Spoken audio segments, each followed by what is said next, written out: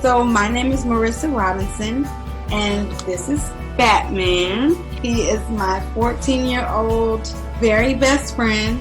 I've had him since he was 5 weeks old. He's always been a very good, obedient dog, highly spirited, loves to run and play. He's friendly with kids. And, as we get older, things change in our bodies. We move slower. We have lower energy. And so he started to have problems going up and down the steps, and he has fallen quite a few times.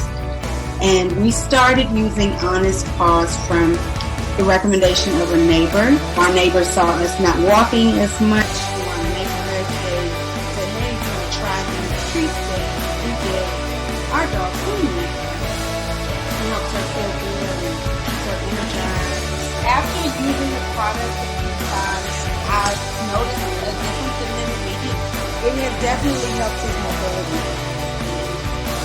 Ready to go, he would go through the leash. He just has a good pep in his step, and he seems like himself. It really helps him. I was glad it was natural. I love having my family dog. I've loved having a dog in every season.